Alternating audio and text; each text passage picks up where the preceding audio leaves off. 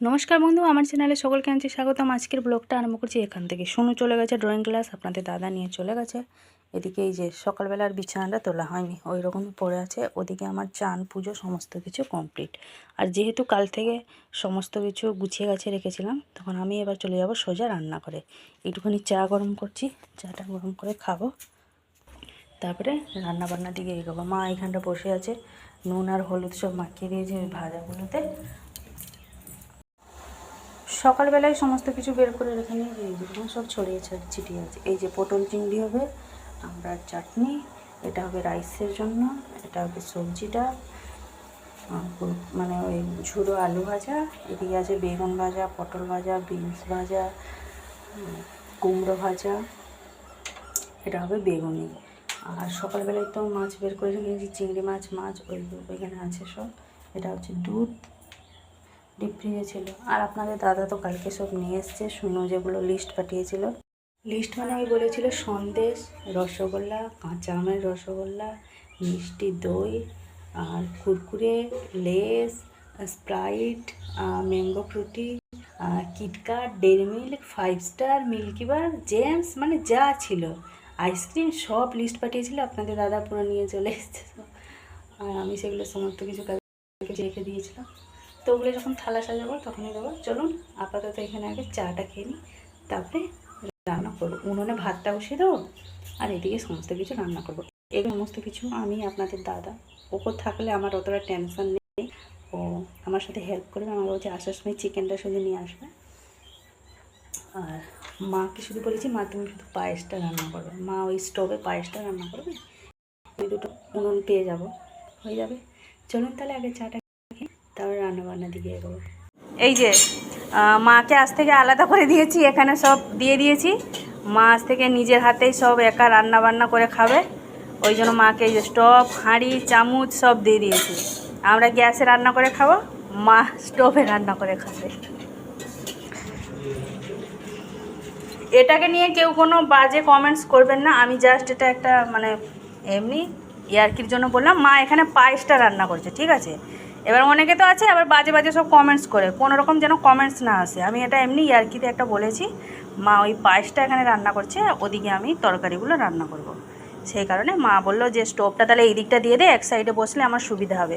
হাওয়াটা কিন্তু লাগছে গো মা, একটু বন্ধ করে দে। এই যে এদিকে আপনাদের দাদা চিকেনটা নিয়ে চলে এসছে সুন্দর জন্য। এদিকে একটা লেগ পিস আছে। এবার এগুলোতে সব নুন আর হলুদ মাখিয়ে রেখে নিলে মাছগুলো আরেকবার ধুয়ে নিয়ে চলে এলো। আর এদিকে আপনাদের দাদা এই যে মাছ ভাজাটা বসিয়েছে, আমি অন্যদিকে এই ভাজাগুলো বসিয়েছি। প্রথমে আরম্ভ করলাম পটল ভাজা থেকে, বাইরে উনুনে ভাতটা হচ্ছে, বসিয়ে দিয়ে এসছি।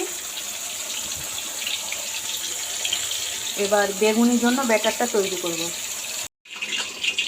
আমি এদিকে একে একে সমস্ত কিছু ভাজা ভাজি। ওদিকে আপনাদের দাদা ইন্ডাকশানটা বসিয়েছিল মাংস রান্না মানে চিকেনটা রান্না করবে বলে, আবার চলে গেছে স্টোভে রান্না করতে।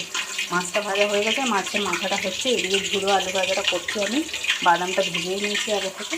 আর এদিকে তো 5 রকম ভাজা হয়ে গেছে, 5 রকম না 4 রকম। পটল ভাজা, কুমড়ো ভাজা, বেগুন ভাজা, এই যে বিনস।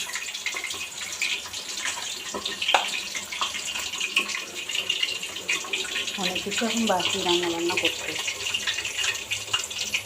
হচ্ছে। একবার এদিকে ভাজা ভাজছি, একবার বাইরে ছুটে ছুটে গিয়ে উনুনে দেখছি ভাতটা কত দিচ্ছি। এগুলো এই হচ্ছে আমি পুরো আলু ভাজাটাও বড্ড লেট হতে। এই যে এদিকে পটলটা আগে ভেজে নিচ্ছি, তারপরে আলুটা ভাজবো পটল চিংড়ির জন্য। বেগুনিটা এদিকে করে নিয়েছি, বেগুনিটা হয়ে গেছে, বেগুনিটা এখানে। আর এই যে মাছগুলো ভাজাভুজি করে এখানে সব রেখে নিয়েছি। ঝুড়ো আলু ভাজাটা এভাবে একটা কেরি ব্যাগে বেঁধে রেখে দিয়েছি, বাদাম দিয়েছি। আর এই যে আমিও একটুখানি বুদ্ধি খাটালাম, চাট মশলা, লঙ্কা গুঁড়ো আর একটুখানি বিট নুন দিয়ে সব একসাথে মিশিয়ে নিয়ে একটুখানি ওর উপরে ছড়িয়ে দিয়ে, আপনার দাদা বললে একটা কেরি ব্যাগে বেঁধে রেখে দিতে, নাহলে নুয়ে যাবে। রান্নাঘরের অবস্থা হচ্ছে যেন যুদ্ধ চলছে, যুদ্ধ। ভাতটা হয়ে গেছে, এই যে একদম পুরো তলার দিকে সরিয়ে দিয়েছি। পটল চিংড়ি হবে, মাছের ঝাল হবে, সবজি ডাল হবে, রাইস হবে, আমড়ার চাটনি, পাঁপড় ভাজা, সেই আলু ভাজা কিছু করেছি।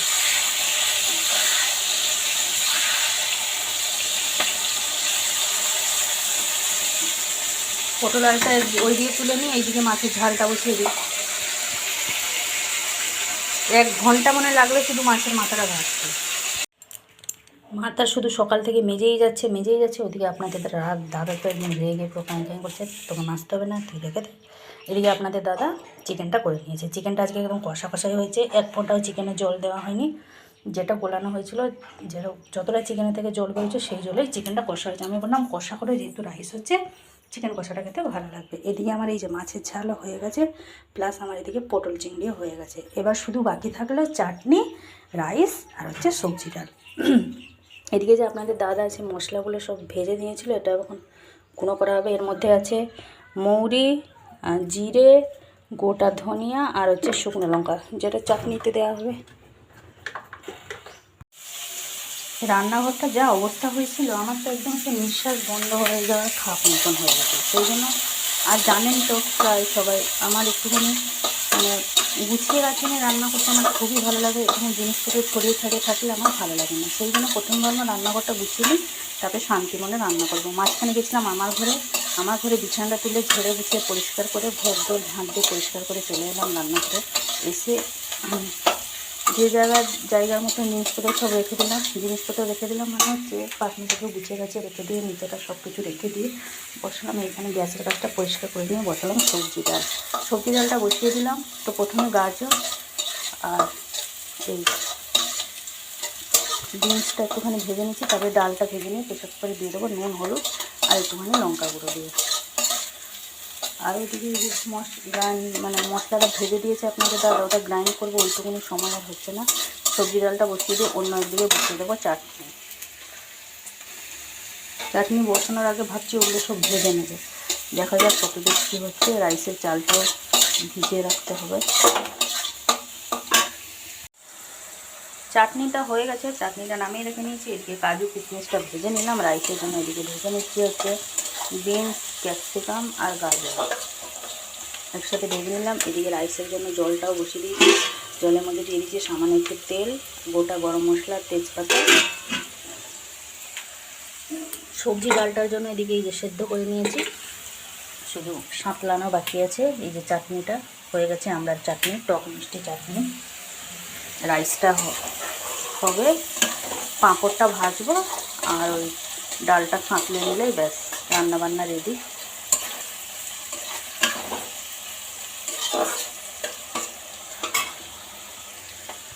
বাজে এখন 11টা 20। আমাদের এদিকে রান্নাবান্না সমস্ত কিছু কমপ্লিট। আজকে বাকি ছিল রাইসটা, সেটাও হয়ে গেছে। মাজা ধোয়া গুছাগুছি সব কিছু কমপ্লিট। কিছুটা জলের বোতল ফ্রিজে রাখবো, সনুকে জল দেবো, সে চান করবে। তার আবার থালা সাজাতে মনে হচ্ছে আজকে 1 ঘন্টা লাগবে, যা সব আইটেম হয়েছে। আর স্যালাডটা না কাটলেও চলবে। তুই তো খাবি নি, কি হবে রে শুনু, এতগুলো হয়েছে। দেখার ভালো দরকার নেই, দম ফেটে যাচ্ছে, ভালো লাগছে। এই যে চলে এসছে এখানে গরম, এটা হচ্ছে ঝুরি আলু ভাজা, দেখেছিস? তাকে এভাবে বেঁধে রেখেছি যাতে নুয়ে না যায়। মাছের তেল সব কিছু ভেজে রেখে নিয়েছি। বেগুন, পটল, কুমড়ো, এদিকে এই যে বিন সব ভাজা, পটল চিংড়ি, বেগুনি, নিচে আছে এই যে চিকেন কষা, মাছের ঝাল, সবজি ডাল, আমার পুরো চাটনি, এও আছে। পাঁপড়টা তো চিকচিকিতে বেঁধে রেখেছি, পায়েসটা আছে ঘরের ভিতরে, আর আইসক্রিম, চকলেট, কুরকুরে সেগুলো সব ফ্রিজে আছে। 5 মিনিট রেস্ট নিয়ে চলে এলাম। এবার এই যে থালা সাজানোর পালা, অনেক কিছু ধোয়াধুয়ি করে নিয়ে চলে এসেছি। এবার ঠান্ডা মাথায় বসে এখানে সব থালা সাজাবো। চলুন তাহলে সোনুর থালাটা সাজিয়ে দিই, সব খাবে। এদিকে চলছে থালা সাজানো, এখনো পর্যন্ত পাঁপড় দেওয়া হয়নি। আর এই যে ওর বাপিকে সব লিস্ট করে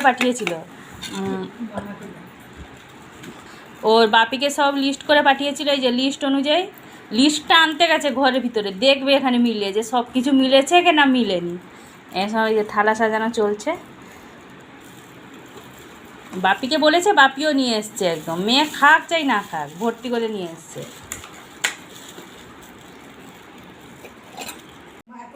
বসেছে এবার আমাদের শুনু। কই সেটা কই হাতে নিয়ে বসেছিলি যে, দাঁড়ান ও খাবে পরে। এই লিস্ট নিয়ে এখানে আগে দেখা হবে, লিস্ট অনুযায়ী সব কিছু ঠিকঠাক আছে কি নেই বল। স্টার্ট। এই আলু ভাজা, বেগুন ভাজা, পটল ভাজা, কুমড়ো ভাজা, বিনস ভাজা, সবজি ডাল, ফ্রাইড রাইস, চিংড়ি মাছ ভাজা। চিংড়ি মাছ ভাজা রাখনি?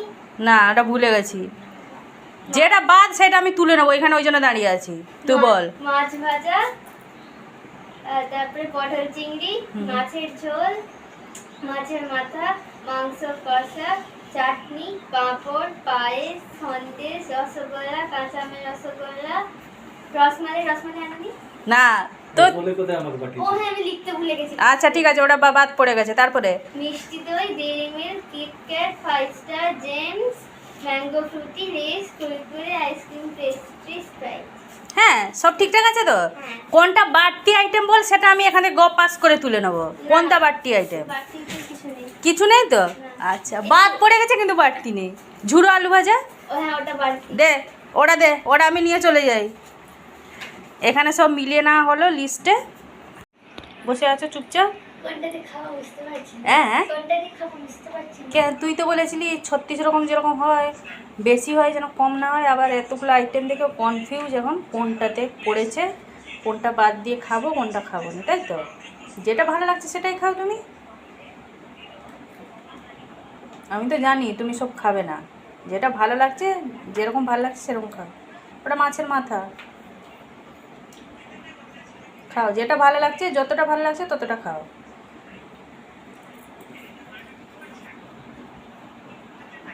এখনো ভাবনা চিন্তা করছে কোনটা ছাড়বো কোনটা খাবো।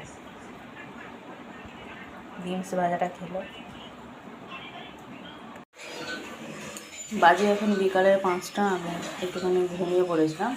ঘুমিয়েছি তখন কটা বাজে, তখন প্রায় 3:45 কি 4টে হবে। এই টাইমে ঘুমটা এলো, ঘুম হচ্ছিল না, তারপরে ঘুমটা এলো।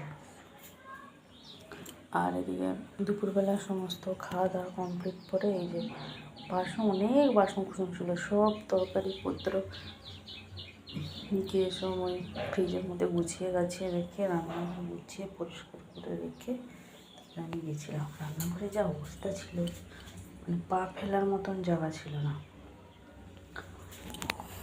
এখানে রুটিটা করবো, রুটিটা একদম আজকে অল্প করবো, তারপরে একটুখানি চা করবো। এদিকে রুটিটা হয়ে গেছে আমার, বেশি রুটি করিনি, অল্প রুটি করেছি। আর আপনাদেরকে ভিডিওটি দেখাতে পারিনি। মা ওই নোনা ইলিশটা 1 কেজি মতন হবে না, না বেশি হবে?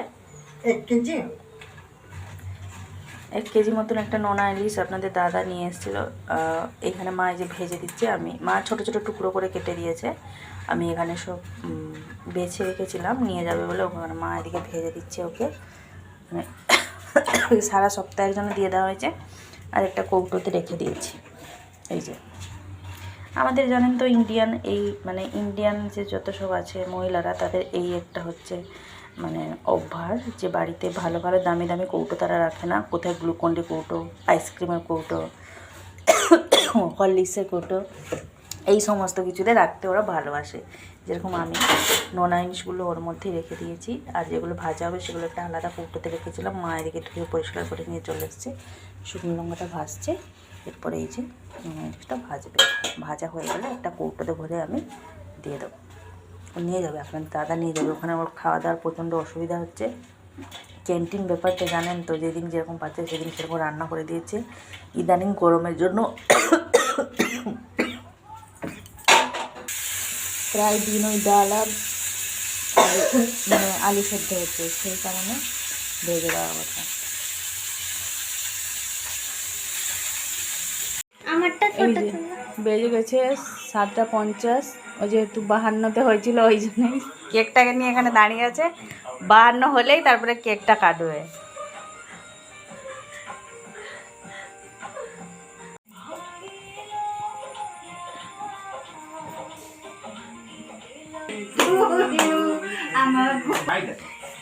Happy birthday to you to Sonu, happy birthday to you.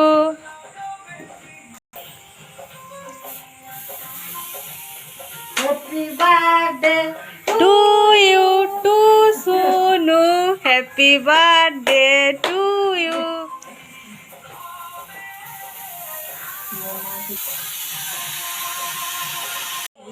কি অবস্থা, এই যে দেখুন।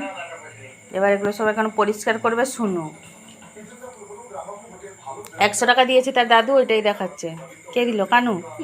হ্যাঁ, আর চাটাচাটি পরে করবে, এগুলো গুছাও, কেকটা নিয়ে রাখো।